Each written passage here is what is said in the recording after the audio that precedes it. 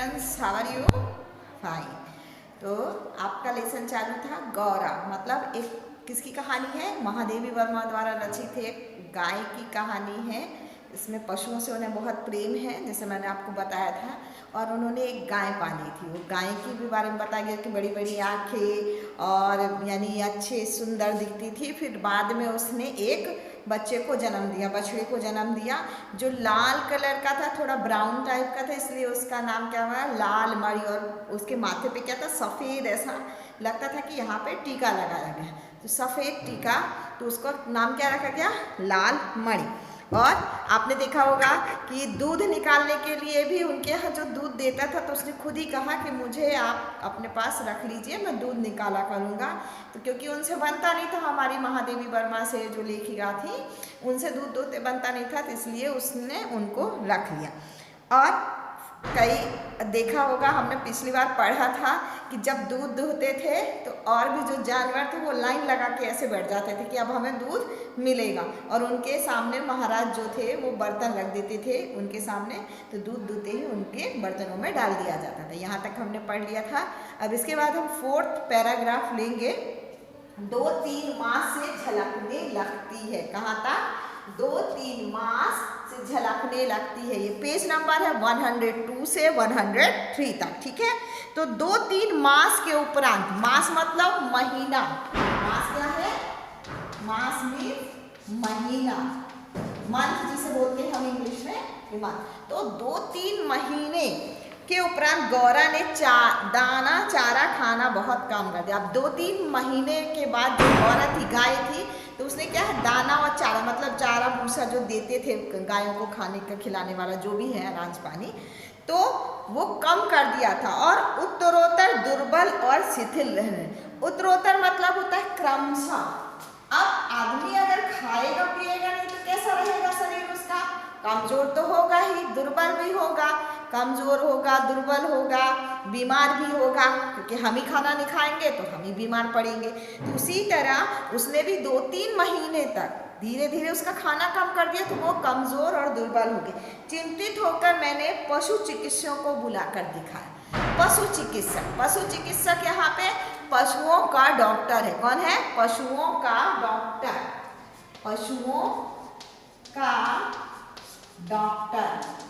जैसे हमारे भी डॉक्टर रहते हैं मनुष्यों के, उसी तरह पशुओं के भी डॉक्टर रहते हैं, उनकी भी पढ़ाई की जाती है। और जिनको इच्छा है कि मैं अपने यानी प्राणियों की रक्षा करूं, प्राणियों की सेवा करूं, तो वो बच्चे आगे चल के जैसे डॉक्टर बन के लिए जब जाते ट्रेनिंग के लिए, तो उनको ऑप्शन पूछा जाता है, आपके कौन सा ऑप्शन लेना चाहते हो?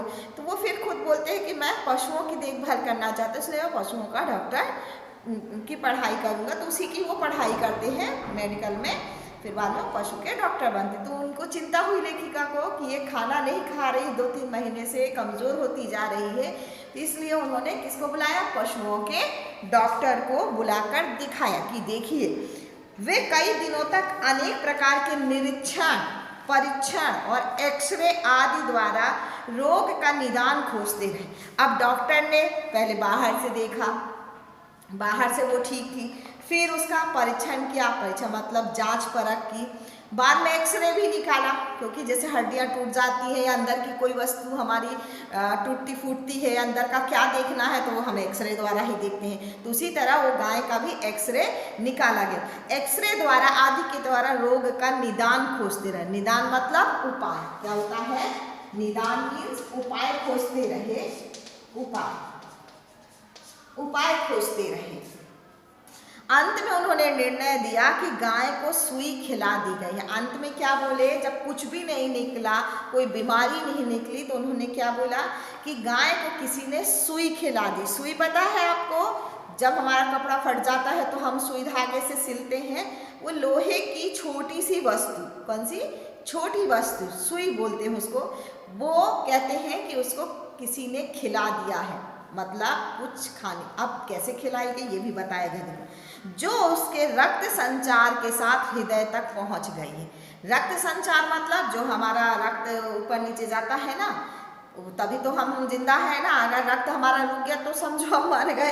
तो वो रक्त संचार के द्वारा उसके हृदय तक वो पहुंच गई है। और जब सुई गाय के हृदय के पार हो जाएगी, मतलब अंदर घुस जाएगी, पार हो जाएगी, तब रक्त संचार रुकने से उसकी मृत्यु भी हो सकती है। अब हृदय में अगर कोई चीज चुभ जाएगी, गोली ही आर पार हो जाएगी, तो हम तो मरते ही है ना, पता है, तो फिर वो तो गाय है। तो मुझे कष्ट और आश्चर्य दोनों की अनुभूति हुई। अनुभूति मतलब मुझे ज्ञान हुआ, ज्ञात हुआ कि मुझे कष्ट हुआ कि कैसे सुई उसके अंदर गई, और आश्चर्य भी हुआ कि किस तरह सुई उसके हृदय में अंदर गई गाय की। सुई खिलाने का क्या तात्पर्य हो सकता है? किसी ने सुई खिलाया तो उसका क्या मतलब हो सकता है, क्या आशय हो सकता है कि दाना चारा तो हम स्वयं देखभाल करके देते हैं। हम ही अगर किसी अपने जानवरों को हम पालते हैं, बिल्ली है, कुत्ता है, गाय, तो जब हम उसको चारा देते हैं, खाना देते हैं, तो हम बराबर हाथों से निरीक्षण करते देखते हैं कि उसमें कोई लोहे की वस्तु, कोई कुछ ऐसा तो नहीं है जो गाय के लिए क्या है, नुकसानदायक है, तो हम उसको निकाल देते हैं। तो यहाँ पर भी देखिएगा क्या बोल रही है कि हम बराबर देख परख के हम चारा पानी देते हैं, पर सुई गई तो गई कैसे? तो परंतु संभव है कि उसी में सुई चली गई, हो सकता हमारा ख्याल नहीं रहा हो और उस चारे के भूसे के साथ चली गई हो। कभी कभी आपने देखा होगा, सुना भी होगा कि हम पैकेट्स लाते हैं ना, चिप्स के हो गए, तो उनमें कभी कभार सेफ्टी वो स्टेपलर वाली पिन होती ना, वो भी चली जाती है। तो कभी कभार सुना होगा कि वो गले में मिलती भी है और कोई ध्यान नहीं रहा तो खा भी लेता। तो इसी तरह हो सकता हो हमें ध्यान नहीं रहे और धोखे से चली गई हो।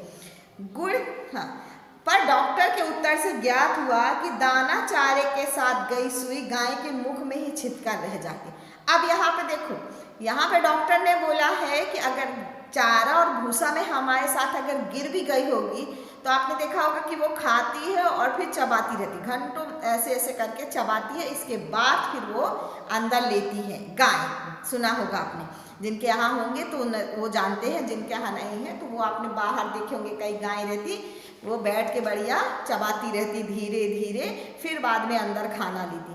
तो अगर चारा भूसा के साथ गया होता तो वो क्या है, यहाँ अब वो चबाती तो यहाँ पे मुंह में ही छेद हो जाता ना, वो अंदर सीधे कैसे जाती, हाँ, तो छिद कर रह जाती। गुड़ की बड़ी डली के भीतर रखी सुई ही गले के नीचे उतर जाती है।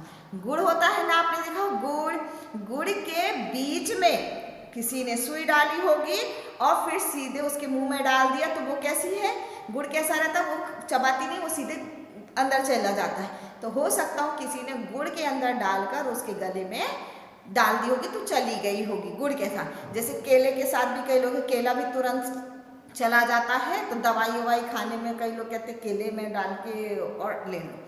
तो अतः रक्त संचार में मिलकर हृदय तक पहुंच सकती, और फिर वो सुई जैसे गई, फिर रक्त के द्वारा वो हृदय तक पहुंच सकती है। अंत में ऐसा निर्मल सत्य उद्घाटित, निर्मल मतलब जिसको किसी की दया भावना हो, ऐसा कर, ठीक है, उद्घाटित हुआ जिसकी कल्पना भी मेरे लिए संभव नहीं थी। ऐसा यानी घटना उजागर हुई कि जिसको मैं सोच भी नहीं सकती थी कि ऐसा कोई कर सकता है। फिर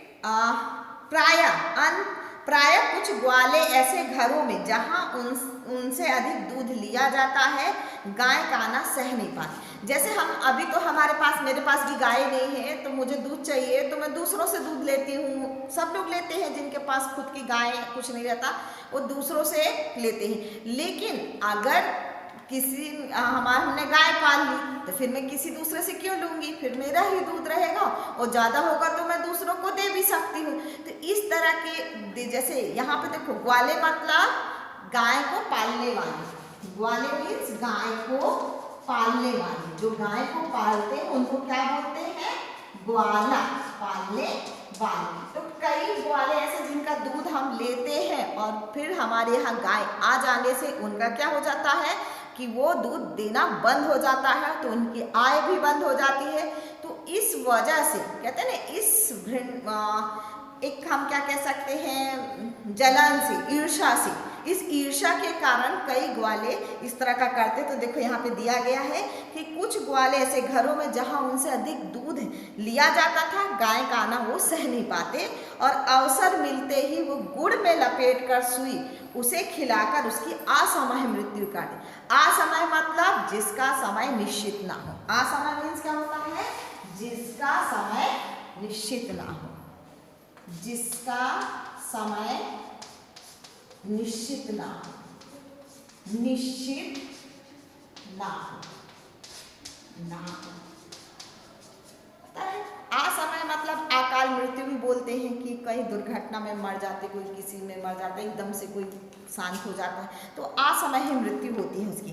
तो असमय मृत्यु निश्चित कर देते हैं, मतलब अगर वो सुई नहीं जाती उसके हृदय में तो वो कितने साल तक जीती, बहुत सालों तक जीते हैं जानवर और दूध भी देते हैं, अवसर मिलते ही, ठीक है। गाय के मर जाने पर उन घरों में पुनः दूध देने लगते। अब जब गाय मर गई तो मुझे दूध की जरूरत है, तो फिर मैं दूध दूसरे से ही लूंगी ना, तो वो पुनः देने लगती। सुई की बात ज्ञात होते ही ग्वाला इस प्रकार से अंतर ध्यान हो गया, ठीक है। अतः संदेह का विश्वास तो बदल जाना स्वाभाविक था। जब इस तरह की बात हुई तो उसका क्या हो गया कि वो सोचने लगा, तो हमको लगा कि हाँ जरूर इन्होंने ही कुछ किया होगा।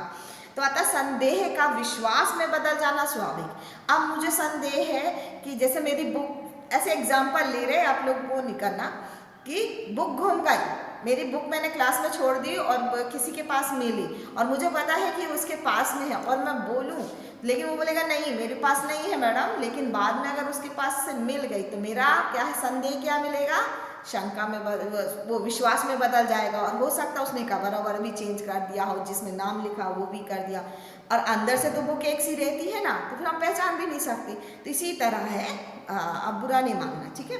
तो वैसे उसकी उपस्थिति में भी किसी कानूनी कार्यवाही के लिए आवश्यक प्रमाण जुटा पाना असंभव। अब हम किसी पे दोष भी नहीं दे सकते, उसके लिए हमें क्या चाहिए, प्रमाण चाहिए, मतलब सबूत देने पड़ते हैं कि हाँ इसने ही किया होगा, इसने ही इसको खिलाया होगा, तो उसके लिए सबूत चाहिए, कोई ऐसा गवाह चाहिए, तभी तो हम यानी थाने में जा सकते रिपोर्ट लिखाने की इसने मेरी गाय को इस तरह से मार डाला, लेकिन मेरे पास सबूत नहीं है तो मैं कानूनी कार्यवाही भी नहीं कर सकती। तब गौरा का मृत्यु से संघर्ष आरंभ हुआ। इसके बाद फिर मृत्यु से संघर्ष मतलब जीने की इच्छा थी उसकी, लेकिन मृत्यु भी उसके पास आ रही थी, तो वो संघर्ष उसका आरंभ हुआ, मतलब शुरू हुआ, जिसकी स्मृति मात्र से आज भी मन सिहर उठता है। स्मृति मतलब याद, जिसकी याद से सिहर उठना मतलब कांपना, क्या हो जाता है, सिहर मतलब कांपना, कांप जाती हूँ मैं ये सोच कर कि इस तरह भी कोई कर सकता है क्या जानवरों के साथ, ठीक है। तो सिहर उठा। डॉक्टरों ने कहा कि गाय को सेब का रस पिलाया जाए तो सुई पर कैल्शियम जम जाने से और उसके ना चुभने की संभावना रहती है। तो डॉक्टर ने बताया कि ये एक वैज्ञानिक है, आपने साइंस पढ़ा है तो उसमें देखा होगा कि लोहे में जंग लग जाती है, लगती है कि नहीं लगती है, तो उसी तरह इन्होंने कहा कि सेब के रस को अगर पिलाएंगे तो उस रस में कैल्शियम ज़्यादा रहता है, तो जिसके कारण से सुई में क्या जम जाएगा, जंग जम जाएगी, तो वो चुभेगी नहीं और हो सकता है वो ख़त्म भी हो जाए धीरे धीरे, जैसे लोहा देखा हो धीरे धीरे वो नष्ट हो जाता है, यानी उसमें जंग लग जाती है, कैल्शियम चढ़ जाता है तो खराब हो जाता है। जो बाहर आपने देखा होगा कई साइकिलें कई कुछ रखी रहती लोहे की चीज़ें, बहुत सालों में वो धीरे धीरे खराब हो जाती है, उसी तरह। तो अतः नित्य कई शेर, हाँ यहाँ पे शेर मैंने बताया था आपको, एक इकाई है जो 933 ग्राम के बराबर है, 933 ग्राम के बराबर शेर, एक शेर मतलब 933 ग्राम के बराबर, उसको रोज सेब का रस, किसको, गाय को, नली से गौरा, क्योंकि वो खा नहीं सकती थी इसलिए नली डाली गई, उस नली से गौरा को वो सेब का रस दिया जाने लगा। और शक्ति के लिए इंजेक्शन दिया गया। अब उसमें शक्ति भी नहीं थी क्योंकि वो खाती पीती भी नहीं थी और सेब के रस से उतना उसका वो भी नहीं हो सकता ना, पेट कैसे भरेगा, तो उसके लिए इंजेक्शन लगाए गए कि उसको शक्ति मिल सके। पशुओं के इंजेक्शन के लिए सूजे के समान बहुत लंबी मोटी सिरिंज तथा बड़ी बोतल भर की दवा की आवश्यकता होती। अब आपने देखा होगा अपनी तो छोटी रहती है सिरिंज, पर जो पशुओं के रहते हैं उनका इंजेक्शन इतना बड़ा रहता है और उसमें फिर उसके बाद उनको इंजेक्शन लगा तो कितनी मोटी रहती है। तो अतः वह इंजेक्शन भी अपने आप में एक शल्य क्रिया है। शल्य क्रिया मतलब सर्जरी होती है, सर्जरी और चीर फाड़ भी हम बोल सकते हैं सर्जरी। शल्य क्रिया मतलब क्या होता है, सर्जरी, शल्य क्रिया, सर्जरी। कहते हैं ना कि आज उसकी सर्जरी हुई, आज ऐसा हुआ, मतलब चीर फाड़ करे बिना तो सर्जरी होती ही नहीं है ना, पता है ना आपको। तो एक जो इंजेक्शन लगाना था तो वो एक शल्य क्रिया जैसा था और यातनामय हो जाता, बहुत दर्द होता उसको। पर गौरा अत्यंत शांति से बाहर और भीतर दोनों की चुभन और पीड़ा सहती थी। लेकिन वो गौरा थी, बाहर सुई की जो हम इंजेक्शन देते थे उसकी भी पीड़ा थी, उसका भी दर्द था, और जो अंदर उसके गई सुई उसकी भी पीड़ा वो सहन कर रही थी। केवल कभी कभी उसके सुंदर मुख पर उदास आंखों के कोने में पानी की 2 बूंदें झलकने लगी। कभी कभी उसकी आंखों से यहाँ किनारे से पानी चुभ यानी गिरने लगता, दुख तो होता ही है ना, तो चुभने लगती।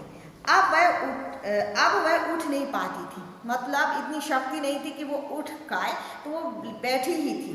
परंतु मेरे पास पहुंचते ही वह उसकी आंखों में प्रसन्नता की छाया सी तैरती, और जब हमारी लेखिका उस गौरा के पास पहुंचती तो उनको देखकर वो प्रसन्न हो जाती, खुश हो जाती थी गौरा, और उसकी छाया तैरने लगती। पास जाकर बैठने पर मेरे कंधे पर अपना मुख रख देती। उसी तरह आपने जब देखा स्टार्टिंग में पढ़ा था कि जब लेखिका जाती थी तो गौरा उसके कंधे पर अपना मुख ऐसे रख देती थी, उसी तरह अभी भी जब वो पास जाकर बैठती थी तो उनके कंधे पर वो अपना मुख रख देती और अपनी खुरदरी जीभ से मेरी गर्दन चाटने लगती थी। और खुरदरी आपने देखा वो उनकी जीभ कैसी रहती है, तो उससे उनकी गर्दन चाटने लगती थी। लालमणि बेचारे को तो माँ की व्याधि और आसन मृत्यु का बोध नहीं था। अब लालमणि जो उनका बच्चा था ना छोटा सा, तो उसको पता ही नहीं था कि मेरी माँ को क्या हुआ, कौन सी बीमारी हुई, किस तरह। तो यहाँ पर व्याधि मतलब क्या होता है, रोग। व्याधि मतलब रोग, व्याधि, ठीक है। और आसन मतलब समीप, आसन मतलब समीपस्थ, इसका मतलब होता है निकट भी बोल सकते हैं एक तरह से ना, कि जो उसकी मृत्यु थी तो वो धीरे धीरे उसके पास में आ रही थी। तो इसका उसको कोई बोध नहीं था। किसको? गाय के बछड़े को, जो लालमणि नाम रखाया था, उसे दूसरी गाय का दूध पिलाया जाता। अब उसके दूध नहीं निकलता था तो उसको दूसरी गाय का दूध पिलाया जाता था। तो जो से रुचना है, अब अपनी बच्चा है तो वो अपनी माँ का ही दूध पिएगा ना, और दूसरे का पिलाएंगे तो वो पीता भी नहीं है। कई बार बोतल का, जैसे छोटे बच्चे रहते तो हम सोचते कि माँ का दूध छोड़ दे और ऊपर का दूध पीने लगे, तो वो भी नहीं पीते, वो भी फेंक देते हैं, रोने लगते हैं, नहीं माँ का ही दूध चाहिए। तो उसको भी, लालमणि को भी दिया जाता था, लेकिन उसको दूसरे का दूध अच्छा लगता, दूसरी गाय का दूध अच्छा ही नहीं लगता था। वह तो अपनी माँ का ही दूध पीना चाहता था और उससे खेलना भी चाहता था, उसके साथ आसपास खेलना भी चाहता। वह अवसर मिलते ही वह गौरा के पास पहुंचकर अपना सिर मार मार कर उसे उठाना चाहता। जब भी उसको मौका मिलता, अवसर मीन्स क्या होता है, मौका मिला, तो जब भी मौका मिलता तो अपनी माँ के पास पहुंचता और बोले, आपने अभी पढ़ा ना कि वो खड़ी नहीं हो सकती तो वो बैठी रहती, तो ऐसे सिर मारकर उसको उठाने की कोशिश करता कि वो उठ जाए, फिर मैं उसके साथ खेल और उठाना। और उसके खेलने के लिए उसके चारों ओर उछल कूद कर परिक्रमा की देता और उसके चारों तरफ घूमता कि ये उठ जाए तो मैं वहाँ पे खेलना चालू करूँ। मैंने बहुत से जीव जंतु पाल रखे हैं, अतः उनमें से कुछ को समय असमय विदा देनी ही पड़ती है। बहुत से रहते हैं, बहुत से जानवर पाल रखे मैं महादेवी वर्मा ने, तो कई ऐसे हैं कि जो असमय है, जिसका मृत्यु निश्चित नहीं रहती, बहुत जल्दी ही इस तरह के हो जाते हैं। तो उन्होंने इस तरह के अवसर देखे हैं, लेकिन ये भी एक मौका है उनके लिए, परंतु ऐसी मर्म व्यथा का मुझे स्मरण नहीं। लेकिन मर्म व्यथा, मन की व्यथा, मन व्यथा, या कह सकते हैं एक तरह से दर्द, जो मन का दर्द होता है, मैं ऐसे दर्द का मुझे स्मरण नहीं कि इस तरह की कभी मृत्यु हुई हो किसी की धीरे धीरे, या किसी ने उनको जानबूझकर ऐसा किया, ऐसे मुझे कोई यानी समय या कोई ऐसा वाक्य याद नहीं है। हुई मृत्यु हुई, कई जीव जंतुओं की हुई, कई पशुओं की हुई, लेकिन इस तरह किसी की भी मृत्यु नहीं हुई। ठीक है, तो आज यहीं तक है आपका। इसके बाद फिर नेक्स्ट क्लास में हम नेक्स्ट पैराग्राफ लेंगे। ठीक है, तो आज आप इससे होमवर्क लिख लो इसी पैराग्राफ से। ठीक है, होमवर्क है आपका गौरा को क्या खिलाया गया था? गौरा को क्या खिलाया गया था? खिलाया गया था। ठीक है। और सेकेंड क्वेश्चन है, गौरा के बछड़े का नाम क्या था? नाम क्या था? क्या? ठीक है। ये आपको 2 क्वेश्चन है, आप एमसीक्यू में भी लिख सकते हो, नहीं तो होमवर्क है आपका। थैंक यू बेटा।